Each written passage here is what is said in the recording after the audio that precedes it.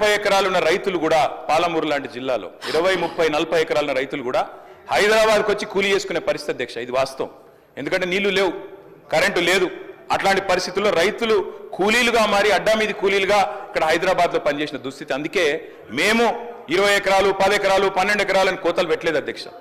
తెలంగాణ ప్రాంతంలో నీళ్లు లేక ఎన్ని ఎకరాలున్నా రైతు కూలీగా మారిపోయిన దయనీయమైన పరిస్థితి ఉండే కాబట్టే మేము ఆలోచన చేసినాం అధ్యక్ష. మేము ఆనాడు మొట్టమొదటి ప్రాధాన్యతగా తెలంగాణ రాష్ట్రం ఏర్పడిన తర్వాత వ్యవసాయ రంగాన్ని తీసుకున్నాం. వ్యవసాయ రంగం, సాగునీటి రంగం. ఎందుకంటే నీళ్లు, నిధులు, నియామకాలను ఉద్యమ కాలంలో మేమే చెప్పినాం అధ్యక్ష.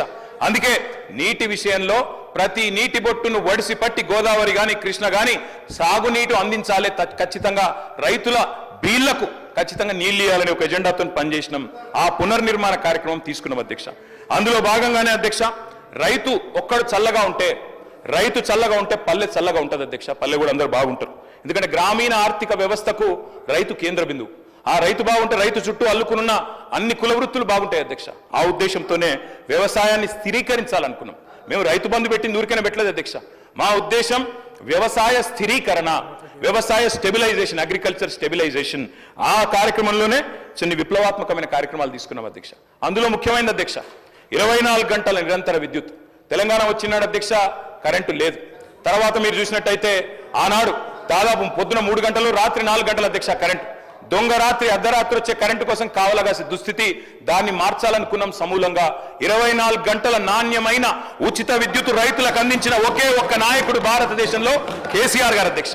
మీ అనుమతితో పర్మిషన్తో సభను ఎప్పుడు కూడా తప్పుతో పట్టించే విధంగా 10 ఏళ్ళు మంత్రిగా పనిచేసిన సీనియర్ శాసనసభ్యులు 24 గంటలు ఇచ్చినామని చెప్పినప్పుడు మధ్యలో మా పిసిసి ప్రెసిడెంట్గా ఉన్నవారు అమెరికాలో ఏదో మాట్లాడితే నేను అప్పుడు ఇమీడియట్గా నెక్స్ట్ డేనే బండ సోమవారం అని భువనగిరి మండలం ఒక సబ్స్టేషన్కి వెళ్ళి లాగ్ బుక్ చెక్ చేయించి 4 నెలలకే లాగ్ బుక్ చెక్ చేయించి ఆపరేటర్తోనే నేను ఇంటర్వ్యూ తీసుకొని ఎన్ని గంటలు వస్తున్నాయంటే 10-11 గంటలు సార్, రికార్డు ఉంది సార్, నేను పంపిస్తాను మీకు.